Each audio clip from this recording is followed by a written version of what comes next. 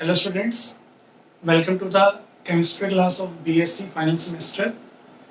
आज हम डिस्कस करेंगे हमारे ऑर्गेनोमेटेलिक कंपाउंड का बहुत ही ज़्यादा इम्पोर्टेंट टॉपिक का नेम है मेटल कार्बोनिल्स।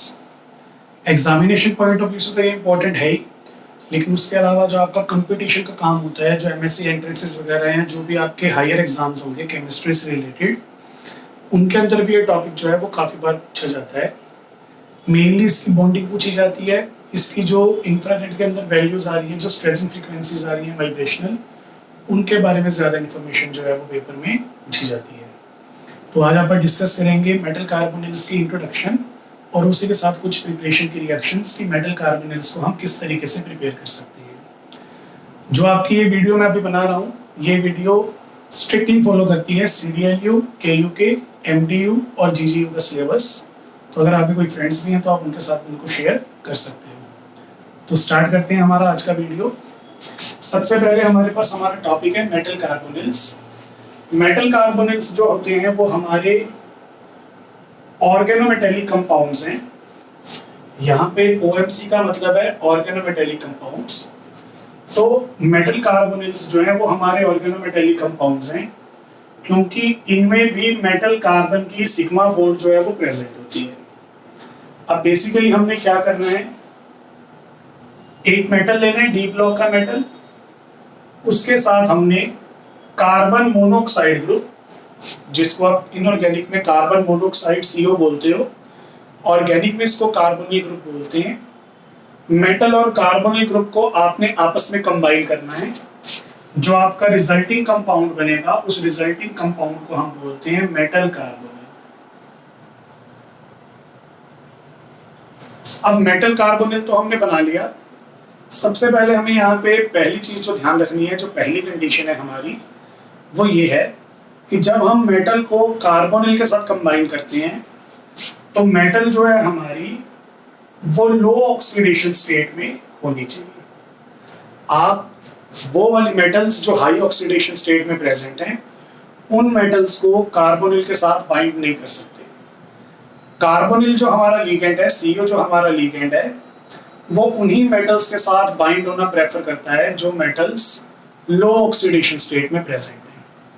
अगर मैं इसी टर्म को थोड़ा एलाबोरेट करूं तो मेरे पास क्या आएगा, जो हमारी मेटल होती है जो कार्बोनिल के साथ बॉन्ड बनाएगी, वो मेटल हमारी होनी चाहिए लो पॉजिटिव ऑक्सीडेशन स्टेट में, बेटर रहेगा जीरो ऑक्सीडेशन स्टेट में, और अगर आपकी मेटल पे नेगेटिव ऑक्सीडेशन स्टेट आ रही है तो और भी अच्छी बात है। ये तीन कंडीशंस जो हैं, इनमें से कोई एक कंडीशन आपके मेटल को फॉलो करनी पड़ेगी। अगर आपका metal positive oxidation state show कर रहा है तो वो पॉजिटिव ऑक्सीडेशन स्टेट बहुत ही लो आनी चाहिए, या उसकी ऑक्सीडेशन स्टेट जीरो होनी चाहिए, या उसकी ऑक्सीडेशन स्टेट जो है वो नेगेटिव होनी चाहिए। हाईली नेगेटिव तो नहीं, लेकिन -1 -2 ऐसी मेटल्स जो होती हैं वो कार्बोनिल के साथ बड़े ही अच्छे से बॉन्ड बना सकती हैं। अब ऐसी मेटल्स हम क्यों चूज कर रहे हैं जो लो पॉजिटिव ऑक्सीडेशन स्टेट शो करेंगी, या जीरो ऑक्सीडेशन स्टेट शो करेंगी, या नेगेटिव ऑक्सीडेशन स्टेट शो करेंगी, ये आपको अभी टॉपिक के अंदर जैसे जैसे हम हमारे टॉपिक को कंटिन्यू करेंगे वैसे वैसे टॉपिक के अंदर आपको ये सब चीजें जो है वो क्लियर होती जाएंगी। तो अगर आपने मेटल कार्बोनिल्स बनाने हैं, मेटल कार्बोनिल्स बनाने की सबसे इंपॉर्टेंट कंडीशन हमारी यही है कि जिस मेटल को आप कंबाइन करते हो कार्बोनिल लिगेंड के साथ, वो मेटल जो है हमारी वो लो पॉजिटिव या जीरो या नेगेटिव ऑक्सीडेशन स्टेट में होनी चाहिए। अगर ऐसी मेटल्स हमारे पास हैं तो वो मेटल्स जो होती हैं वो अच्छा कॉम्प्लेक्स बनाती हैं। तो हमने सबसे पहले ये पढ़ा कि मेटल कार्बोनिल्स जो होते हैं वो कैसे बनते हैं। अब इसमें हम थोड़ी सी कार्बोनिल लिगेंड के बारे में बात कर लेते हैं। जो मेटल कार्बोनिल्स के अंदर हम कार्बोनिल लिगेंड यूज कर रहे हैं, जो हमारा CO लिगेंड यूज कर रहे हैं, ये मेटल के साथ दो टाइप्स की बॉन्ड बनाएगा। सबसे पहले जब भी हमारा कोई भी लिगेंड मेटल के साथ कंबाइन होता है तो वो लिगेंड मेटल को अपना इलेक्ट्रॉन पेयर डोनेट करता है और सिग्मा बॉन्ड बनाता है। तो हमारे कार्बोनिल्स भी यही करेंगे, वो मेटल को अपने लोन पेयर डोनेट करेंगे और मेटल के साथ कोऑर्डिनेट सिग्मा बॉन्ड बनाएंगे। लेकिन इसके बाद मेटल जो होता है, मेटल भी अपनी इलेक्ट्रॉन डेंसिटी डोनेट करेगा कार्बोनिल को। मेटल अपनी इलेक्ट्रॉन डेंसिटी कार्बोनिल को डोनेट करेगा और एक पाई बॉन्ड की फॉर्मेशन करेगा जिसे हम पाई बैक बॉन्ड भी बोलते हैं, और इसका एक और नाम भी होता है जो हमारा होता है सिनर्जिक बॉन्ड। तो एक्चुअल में जब हमारा मेटल कार्बोनिल के साथ कंबाइन होगा तो दो तरह की बॉन्ड बनेगी। एक तो होती है हमारी सिग्मा बॉन्ड जो कि नॉर्मल है, लिगेंड ने अपने इलेक्ट्रॉन पेयर्स को डोनेट किया, मेटल ने अपने खाली ऑर्बिटल में उन इलेक्ट्रॉन पेयर को एक्सेप्ट किया, मेटल और लिगेंड की कोऑर्डिनेट सिग्मा बॉन्ड जो है वो बन जाएगी। उसके बाद मेटल जो होता है वो अपने फील्ड ऑर्बिटल्स को यूज करता है। फील्ड ऑर्बिटल्स की इलेक्ट्रॉन डेंसिटी कार्बोनिल के खाली ऑर्बिटल्स में डोनेट करेगा। तो यहाँ पे हमारा मेटल जो है वो लिगेंड को वापस इलेक्ट्रॉन देगा। तो इस बॉन्ड को हम बोलते हैं पाई बॉन्ड या बैक बॉन्ड या सिनर्जिक बॉन्ड। तो ये हमारे पास हमारे मेटल कार्बोनिल्स की बेसिक सी इंट्रोडक्शन थी। अब मेटल्स ने अपने इलेक्ट्रॉन क्यों वापस डोनेट किए और कार्बोनिल ने वो इलेक्ट्रॉन पेयर कैसे एक्सेप्ट किए, ये हम अभी आने वाले टॉपिक्स के अंदर डिस्कस करेंगे जो हमारा बॉन्डिंग का टॉपिक होगा। फिलहाल ये इंट्रोडक्शन का पार्ट था हमारा, जो मैंने आपको बताया कि मेटल कार्बोनिल्स जो है वो कैसे बनेंगे और उनके अंदर बॉन्डिंग किस तरह से परफॉर्म हो सकती है। बॉन्डिंग की ज्यादा डिटेल जो है वो आप बाद में डिस्कस करेंगे। तो ये हमारे पास हमारे मेटल कार्बोनिल्स की थोड़ी सी इंट्रोडक्शन थी। इंट्रोडक्शन कंप्लीट करने के बाद नेक्स्ट टॉपिक जो आप यहाँ पे डिस्कस करेंगे वो है हमारा प्रिपरेशन ऑफ मेटल कार्बोनिल्स। हम मेटल कार्बोनिल्स की आज प्रिपरेशन जो है वो डिस्कस करेंगे। अब प्रिपरेशन कैसे करेंगे वो मैं आपको बता देता हूँ। मेटल कार्बोनिल्स की प्रिपरेशन करने के हमारे पास बेसिकली 3 मेथड हैं। फर्स्ट मेथड में हम क्या करते हैं, जो हमारा मेटल और कार्बोनिल होता है उन दोनों को डायरेक्ट एडिशन करवा देते हैं हाई टेम्परेचर्स पे। मेटल होगा, मेटल के साथ आपने CO ग्रुप डायरेक्टली अटैच करवाना है। डायरेक्टली अटैच करवाने के लिए आपको हाई एक्टिवेशन एनर्जी चाहिए, वो फिर आप अचीव कर पाओगे हाई टेम्परेचर पे। तो ये हमारे पास प्रिपरेशन का पहला तरीका रहेगा। जितने भी आप यहाँ पे प्रिपरेशन के तरीके करेंगे, आपको जो प्रोडक्ट बनाना है या जो प्रोडक्ट की एस्टिमेशन लगानी है, जो प्रोडक्ट आपका बनेगा उसका एस्टिमेट लगाने के लिए आपने 2 चीजों का खास ख्याल रखना है। पहली चीज तो ये कि जो आपका प्रोडक्ट बनेगा वो मेटल का कोऑर्डिनेशन नंबर सेटिस्फाई करेगा। जो भी हमारी मेटल है उसका जितना कोऑर्डिनेशन नंबर है उतने ही कार्बोनिल ग्रुप हमारे मेटल के साथ आके अटैच हो जाएंगे, ना कम ना ज्यादा। और दूसरी चीज, जो आपका प्रोडक्ट बनेगा वो इयान रूल को सेटिस्फाई कर रहा होगा ऑल ओवर तरीके से। इयान रूल वाली स्टेबिलिटी को वो फॉलो करेगा। यानी कि जो आप कोऑर्डिनेशन कंपाउंड बनाओगे मेटल कार्बोनिल्स वाला, वो टोटल इलेक्ट्रॉन्स के साथ इयान रूल को फॉलो करेगा। उसका जो प्रोडक्ट बनेगा उसमें इयान रूल जितने ही इलेक्ट्रॉन आ रहे होंगे, नोबल गैस कॉन्फ़िगरेशन जितने। तो ये हमें दूसरी चीज जो है वो ध्यान रखनी है। तो आप जब भी प्रिपरेशन करोगे, मैं आपको मेथड्स बताऊंगा, जो आपका फाइनल प्रोडक्ट बनेगा उसमें ये 2 चीजें आपको ध्यान में रखनी है। एक तो हमारा प्रोडक्ट जो है उसमें मेटल कोऑर्डिनेशन नंबर को सेटिस्फाई कर रहा होगा, और दूसरा इयान रूल जो है वो वहां पे फॉलो हो रहा होगा। ये भी आपको खास ख्याल यहाँ पे रखना है। तो कुछ एक मेटल्स के आप एग्जाम्पल लेके चलोगे, उनके कोऑर्डिनेशन नंबर आप याद रखो ताकि आपको पेपर में टाइम थोड़ा सा कम लगे और आप फटाफट प्रोडक्ट जो है वो प्रेडिक्ट कर पाओ। पहला मेथड मैंने यहाँ पे डिस्कस किया, हम हमारा प्रोडक्ट बनाएंगे, मेटल और कार्बोनिल को डायरेक्टली ऐड करेंगे। फिर हमारे पास हमारा सेकंड प्रोडक्ट आ जाता है या सेकंड प्रिपरेशन आ जाती है। वो सेकंड प्रिपरेशन है हमारी बाय फोटोलिसिस और थर्मोलिसिस। मतलब मेरे पास एक बना बनाया मेटल कार्बोनिल कंपाउंड होगा, उस बने बनाए मेटल कार्बोनिल कंपाउंड की मैं फोटोलिसिस करूंगा या थर्मोलिसिस करूंगा। मतलब उसकी रिएक्शन करवाऊंगा या तो लाइट की प्रेजेंस में, या उसकी रिएक्शन करवाऊंगा मैं हीट की प्रेजेंस में। तो हमारा जो बना बनाया मेटल कार्बोनिल होगा वो फर्दर कंबाइन होगा खुद के साथ और एक ऐसा कार्बोनिल कंपाउंड बना देगा जिसमें 2 मेटल एटम्स आ रही होंगी। एक्चुअल में ऐसे मेटल कार्बोनिल्स जिनमें एक मेटल प्रेजेंट होती है उन्हें हम बोलते हैं मोनोन्यूक्लियर मेटल कार्बोनिल्स। इस मोनोन्यूक्लियर मेटल कार्बोनिल की मैं या तो फोटोलिसिस करूंगा या थर्मोलिसिस करूंगा, तो मेरे पास एक ऐसा कार्बोनिल कंपाउंड बन जाएगा जिसमें 2 मेटल्स आ रही होंगी।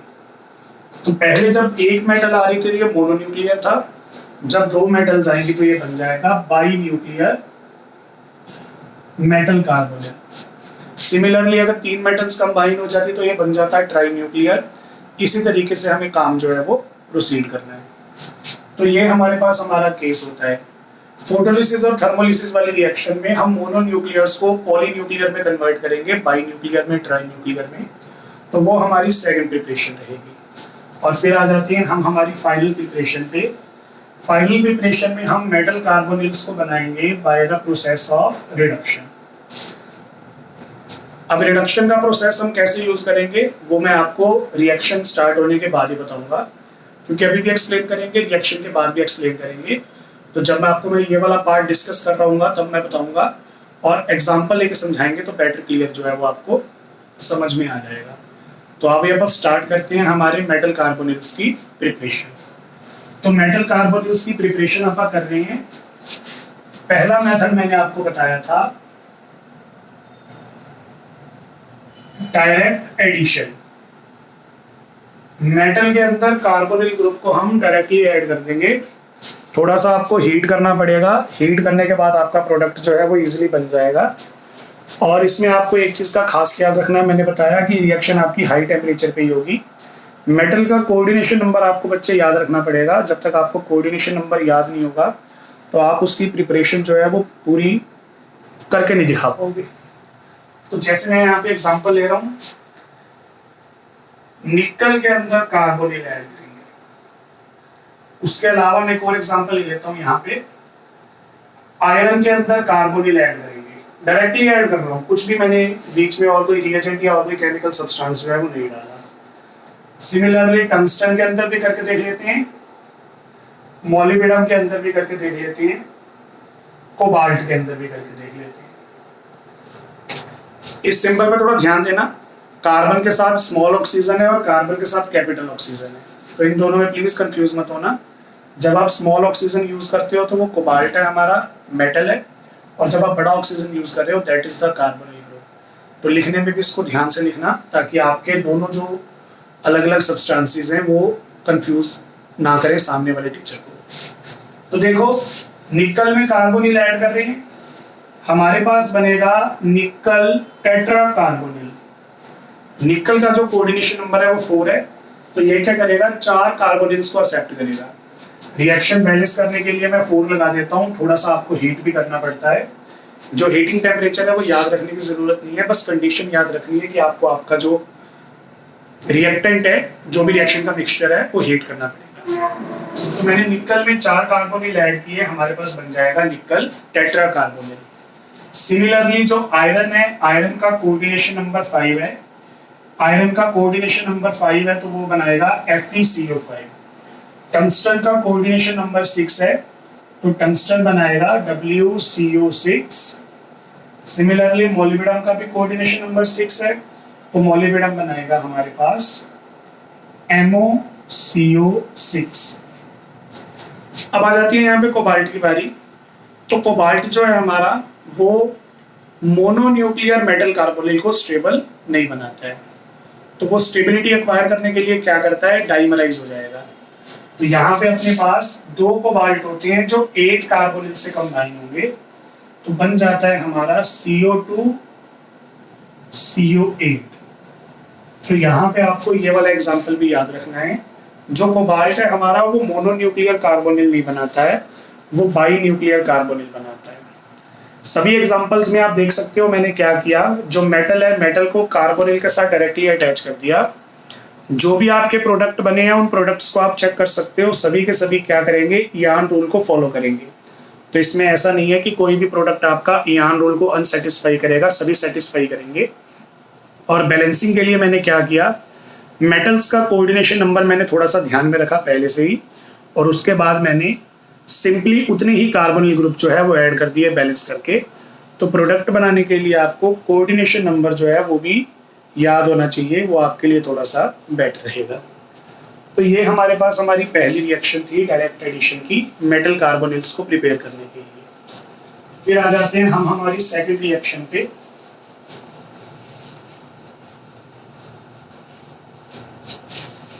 जो सेकंड रिएक्शन है हमारी, मैंने बताई थी फोटोलिसिस की या थर्मोलिसिस की। या तो हीट करेंगे या लाइट का एग्जांपल लेंगे। खैर मैं थोड़ी सी सिमेट्री बनाने के लिए, थोड़ा सा आपका काम इजी करने के लिए तीनों रिएक्शंस जो हैं वो लाइट की प्रेजेंस में करूंगा। आप तीनों रिएक्शंस हीट की प्रेजेंस में भी कर सकते हो, कुछ लाइट के प्रेजेंस में, कुछ हीट की प्रेजेंस में, जैसा आपका मन करे वो आपके ऊपर है। क्या बोला था मैंने इसमें? आपा मोनोन्यूक्लियर मेटल कार्बोनिल लेके चलेंगे जिसमें एक मेटल आ रही थी, और उसको आपा कन्वर्ट करेंगे बाई न्यूक्लियर, ट्राई न्यूक्लियर या कलेक्टिवली बोल देता हूँ पॉली न्यूक्लियर मेटल कार्बोनिल में। तो यहाँ पे मैं आपको उस चीज से कुछ एक एग्जांपल जो है वो दे रहा हूँ।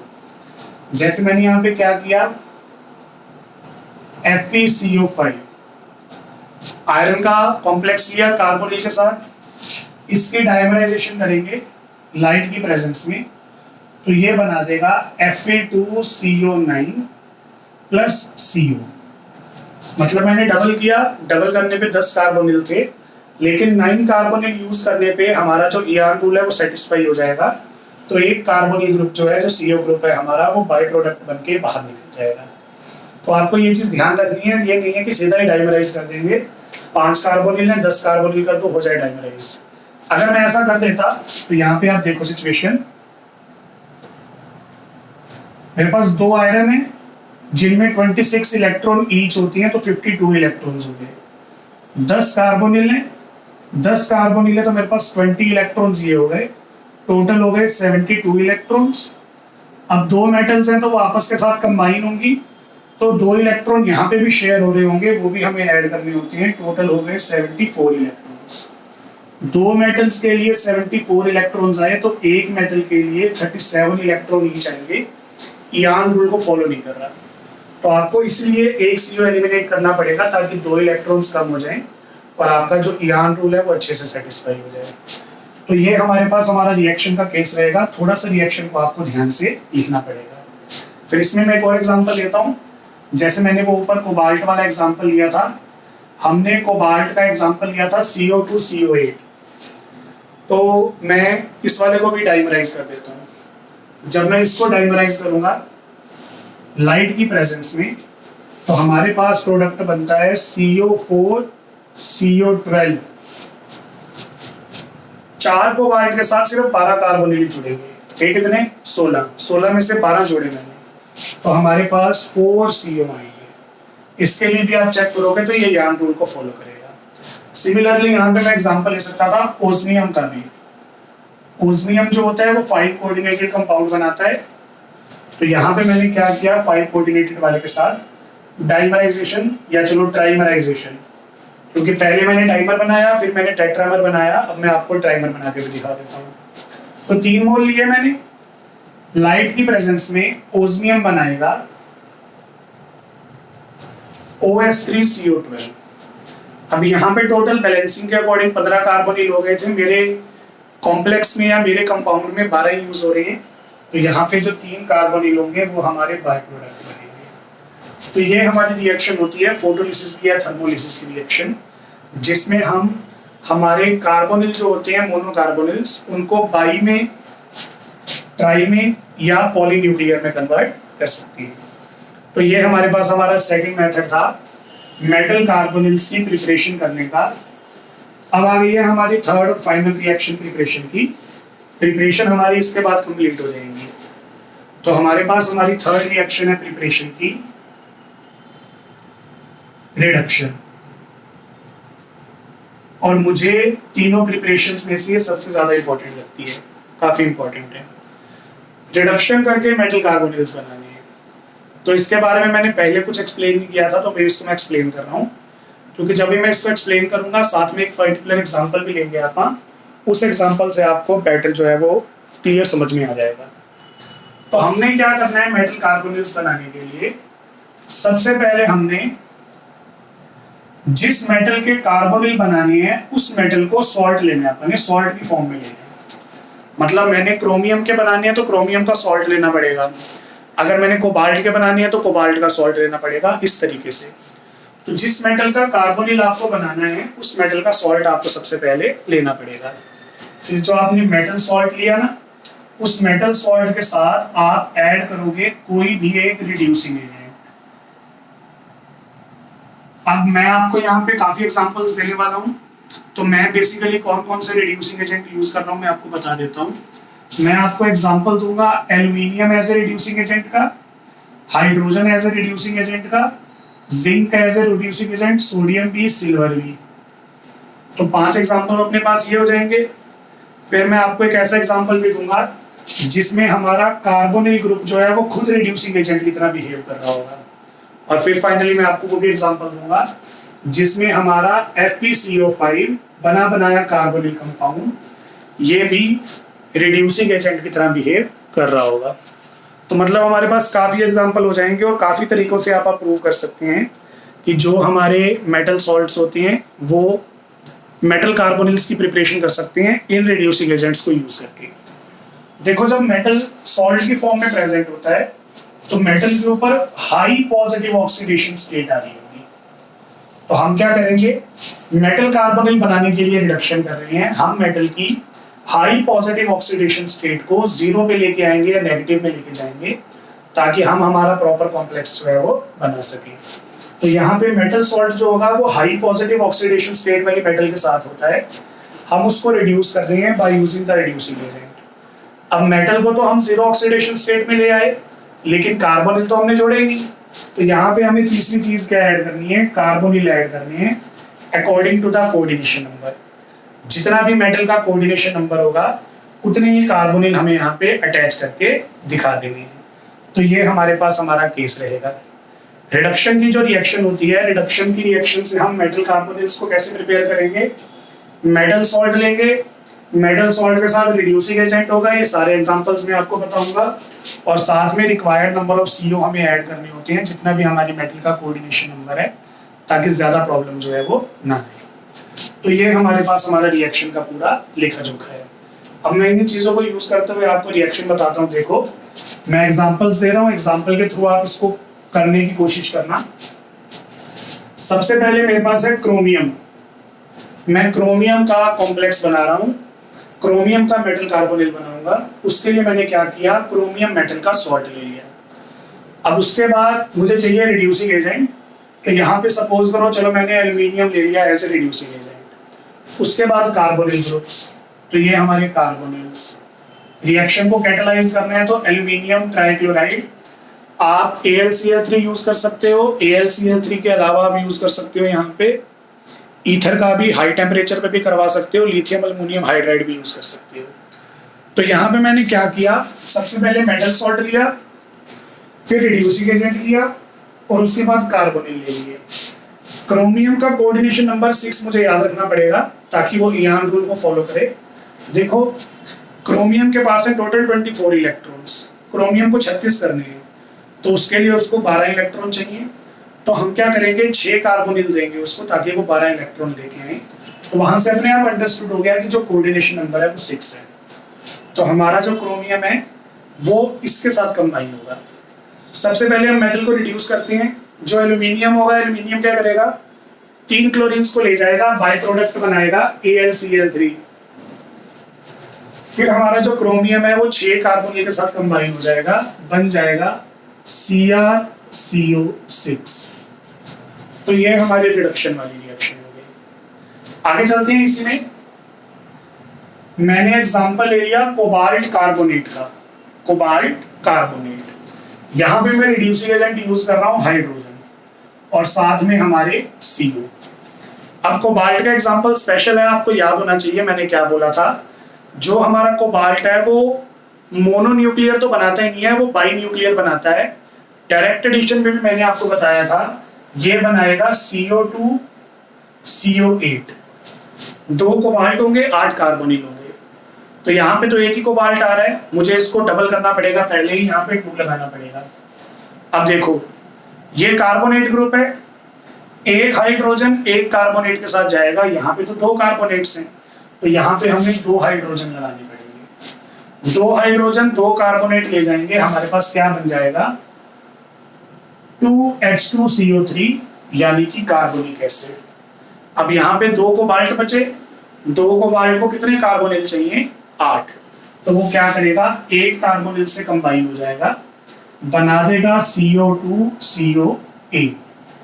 फिर आपको पता है जो कार्बोनिक एसिड है वो वीक एसिड है, वो फर्दर डिसोसिएट हो जाता होता है 2 molecules of water and CO2। तो मेरे कहने का मतलब है जो ये रिएक्शन होगी, इस रिएक्शन का ऑल ओवर प्रोडक्ट हमारा ये बनेगा, कार्बोनिक एसिड हमारा डिसोसिएट हो गया पानी में और CO2 में। तो ये हमारे पास हमारे कोबाल्ट कार्बोनेट की रिएक्शन थी। यहाँ पे हाइड्रोजन जो है वो रिड्यूसिंग एजेंट का काम कर रहे हैं। तो सबसे पहले मेटल का सॉल्ट लो, रिड्यूसिंग एजेंट लो, रिक्वायर्ड नंबर ऑफ कार्बोनिल लो, उससे फिर आप रिएक्शन को कर सकते हो। मैंने इस रिएक्शन को करवाने के लिए थोड़ा हीट कर दिया, ईथर डाल दो। ये कंडीशन जितनी मैटर नहीं करती हैं, ये 3 चीजें बहुत ज्यादा मैटर करती हैं। तो ये हमारे पास हमारा केस था रिडक्शन की सेकंड रिएक्शन का। तो 2 एग्जांपल मैं यहाँ पे अभी और लिख रहा हूँ, उन एग्जांपल्स को आप प्लीज ट्राई करना। मैं आपको थोड़ा सा हिंट दे देता हूँ। मैंने एक तो एग्जांपल ले लिया यहाँ पे टंगस्टन का मेटल सॉल्ट, और दूसरा मैंने एग्जांपल ले लिया यहाँ पे सपोज करो मॉलिब्डेनम का। ठीक है, टंगस्टन जो है उसके लिए मैं रिड्यूसिंग एजेंट चूज कर लेता हूँ जिंक, मॉलिब्डेनम के लिए सोडियम। फिक्स नहीं है ये, आपको भी रट्टा मारना पड़ेगा। आप सोच रहे हो कि मॉलिब्डेनम के लिए सोडियम याद करना पड़ेगा या टंगस्टन के लिए जिंक याद करना पड़ेगा, ऐसी कोई कंपल्शन नहीं होती है। आप अपने अकॉर्डिंग भी रिएक्शंस को चेंज कर सकते हो या रिड्यूसिंग एजेंट्स को चेंज कर सकते हो। मेन चीज जो आपको यहाँ पे याद रखनी है वो क्या रखनी है, जो भी आप मेटल यूज कर रहे हो ना, उस मेटल का कोऑर्डिनेशन नंबर। तो टंगस्टन का कोऑर्डिनेशन नंबर 6 होता है, यहाँ पे 6 कार्बोनिल जाएंगे। मॉलिब्डेनम का कोऑर्डिनेशन नंबर भी 6 होता है, यहाँ पे 6 कार्बोनिल जाएंगे। अब आप रिएक्शन देखो,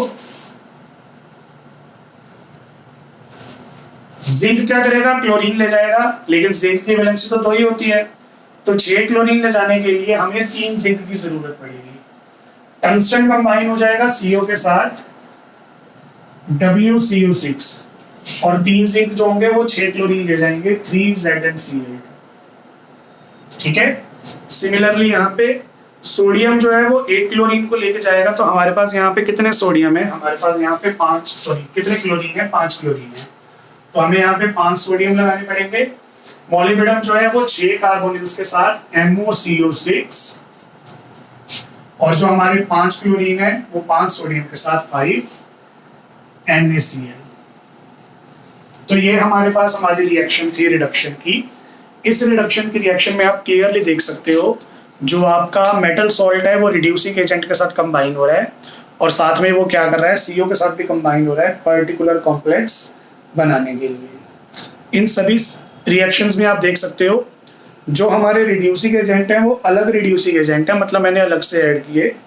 अब मैं आपको एक एग्जांपल वो भी देता हूँ जिसमें हमारा CO ग्रुप जो है वो खुद रिड्यूसिंग एजेंट की तरह काम कर रहा होगा। तो यहाँ पे आप ये एग्जांपल देख सकते हो। चलो वो एग्जांपल बताने से पहले मैं आपको एक एग्जांपल ऐसे होमवर्क के लिए दे रहा हूँ। हालांकि मैंने ये दोनों भी होमवर्क के लिए बोले थे पर मैंने ही करवा दिए। तो ये एग्जांपल पक्का आपका होमवर्क है, आप इसको ट्राई करोगे। मैंने रुथेनियम का सॉल्ट लिया, सिल्वर लिया और कार्बोनिल लिया। हिंट के लिए बता देता हूं, जो हमारा रुथेनियम है उसका कोऑर्डिनेशन नंबर 5 है। तो ये एग्जांपल आप ट्राई करोगे, आप इसका प्रोडक्ट बना के देखोगे क्या प्रोडक्ट बन रहा है क्या नहीं। मैं आपको वो एग्जांपल देता हूं, वो वाला पार्ट बताता हूं जिसमें हमारा कार्बोनिल ग्रुप खुद ही रिड्यूसिंग एजेंट की तरह बिहेव कर रहा होगा। तो वो एग्जांपल आप देखो अपन ने कैसे करना है। फॉर एग्जांपल मैंने क्या किया, ओस्मियम का ऑक्साइड ले लिया। ओस्मियम के ऑक्साइड को मैं रिएक्ट करवा रहा हूँ CO के साथ, कार्बोनिल के साथ। तो यहाँ पे देखो क्या होगा, जो ओस्मियम है ना, ओस्मियम का कोऑर्डिनेशन नंबर है हमारे पास 5। तो ओस्मियम क्या करेगा, 5 कार्बोनिल अपने साथ जोड़ लेगा। अब देखो 5 कार्बोनिल तो ओस्मियम के साथ जुड़ जाएंगे, मतलब हमें 5 तो चाहिए ही चाहिए। उसके अलावा ये 4 ऑक्सीजन पे तो बचेंगे। इनके पास कंबाइन होने के लिए और कुछ तो है नहीं, तो ये भी इसके साथ कंबाइन होंगे कार्बोनिल के साथ। तो 5 कार्बोनिल तो हमें ओस्मियम के लिए चाहिए, 4 कार्बोनिल हमें ऑक्सीजन के लिए चाहिए। वो चारों कार्बोनिल ऑक्सीजन के साथ कंबाइन होके 4 मोल्स ऑफ CO2 बनाएंगे। तो ये हमारे पास हमारा बाय प्रोडक्ट बनाने का तरीका रहेगा। ऐसा कोई रट्टा नहीं है कि आपको इसका मोनोन्यूक्लियर ही बनाना है। जैसे मैं आपको फोटोलिसिस वाला एग्जांपल दे रहा था, फोटोलिसिस वाले एग्जांपल में मैंने इसका ट्राई न्यूक्लियर वाला एग्जांपल बनाया, ट्राई न्यूक्लियर वाला प्रोडक्ट बनाया, तो आप वो भी बना सकते हो। फॉर एग्जांपल आप ये देखो, इस रिएक्शन में 9 CO हो गए ना, 5 जो है वो ओस्मियम के साथ और 4 जो है वो CO के साथ। मैं इसका ट्राई न्यूक्लियर बना रहा हूँ। ट्राई न्यूक्लियर बनाने के लिए देखो 3 ओस्मियम चाहिए तो इसको 3 से मल्टीप्लाई करना पड़ेगा। अब 3 ओस्मियम के साथ कितने कार्बोनिल आएंगे? 12 कार्बोनिल आएंगे। और बच्चे 12 ही ऑक्सीजन हो गए, 12 ऑक्सीजन के साथ 12 कार्बोनिल फिर से आएंगे, तो टोटल कितने कार्बोनिल हो गए? 24। 24 में से 12 कार्बोनिल जो है वो ओस्मियम के साथ चले गए और बाकी के जो 12 थे वो ऑक्सीजन के साथ कंबाइन होकर CO2 बना देंगे। तो इन रिएक्शंस में मैंने कोई अलग से रिड्यूसिंग एजेंट ऐड नहीं किया, जो मेरा कार्बोनिल ग्रुप है वो खुद ही रिड्यूसिंग एजेंट की तरह बिहेव कर रहा है, यहाँ पे मेटल्स को रिड्यूस कर रहा है। तो ये भी एग्जांपल हम ले सकते हैं, ये भी हमारा रिडक्शन का केस आएगा, क्योंकि यहाँ पे भी जो कार्बोनिल है वो मेटल को रिड्यूस कर रहा है। फिर इस रिएक्शन का फाइनल एग्जांपल हमारे पास आ जाएगा। फाइनल एग्जांपल में जो हमारा FeCO5 था वो खुद यहाँ पे क्या करेगा? रिड्यूसिंग एजेंट की तरह बिहेव करेगा। तो उसका भी एग्जांपल आप देखिए, जैसे मैंने टंगस्टन का सॉल्ट ले लिया, साथ में FeCO5। अब आप यहाँ पे थोड़ा सा देखोगे, टंगस्टन जो है हमारा, टंगस्टन का कोऑर्डिनेशन नंबर कितना होता है? 6 होता है। तो टंगस्टन क्या करेगा? 6 क्लोरीन लेके जाएगा अपने साथ। अब इसको एक बार ध्यान से देखो, सॉरी 6 कार्बोनिल लेके जाएगा क्लोरीन में। अब यहाँ पे ध्यान से देखो, आयरन जो है, आयरन की वैलेंसी होगी यहाँ पे 2। अगर आयरन की 2 वैलेंसी है तो आयरन क्या करेगा? 2 क्लोरीन अपने साथ लेके जाएगा। 6 क्लोरीन ले जाने के लिए मुझे यहाँ पे 3 मोल लेने पड़ेंगे, तो 3 आयरन 6 क्लोरीन ले गए, मतलब बन जाएगा 3 FeCl2। कार्बोनिल कितने हो गए? 15, पर मुझे तो 15 में से 6 ही चाहिए। टंगस्टन का जो कोऑर्डिनेशन नंबर है वो 6 है, बाकी के जो 9 बच गए हैं वो बाय प्रोडक्ट में आएंगे। सिमिलरली मैं एक और एग्जांपल लेता हूं। सपोज करो मैंने मॉलिब्डेनम वाला एग्जांपल ले लिया। अब मॉलिब्डेनम वाला एग्जांपल देखो, मॉलिब्डेनम में हमारे पास 5 क्लोरीन आ रही है, 5 क्लोरीन। तो मुझे यहाँ पे क्या करना पड़ेगा? सबसे पहले इनको डबल करना पड़ेगा 10, क्योंकि 5 क्लोरीन के साथ तो कंबाइन नहीं हो पाएगा। अब 10 क्लोरीन है, 10 क्लोरीन के लिए कितने आयरन चाहिए होंगे? 5 आयरन चाहिए होंगे अपने को। तो 5 आयरन 10 क्लोरीन के साथ बना देंगे 5 FeCl2। तो यहाँ पे कार्बन कितने हो गए? 25। मुझे 25 में से कितने चाहिए? 12, क्योंकि एक मॉलिब्डेनम 6 के साथ जाएगा तो 2 मॉलिब्डेनम 12 के साथ। ये हमारे पास बनेंगे 2 मोल्स ऑफ मॉलिब्डेनम CO6। 25 में से 12 मैंने यूज कर लिया, कितने बचे? 13, तो वो हमारा बाय प्रोडक्ट आ जाएगा 13C। तो इस रिएक्शन में जो हमारा बना बनाया कार्बोनिल कंपाउंड है वो भी रिड्यूसिंग एजेंट की तरह बिहेव कर रहा है। ये थी हमारे पास हमारी मेटल कार्बोनिल्स की प्रिपरेशन की रिएक्शंस। इनकी केमिकल रिएक्शंस और इनकी बॉन्डिंग का जो केस है वो आप डिस्कस करेंगे नेक्स्ट लेक्चर में। Thank you.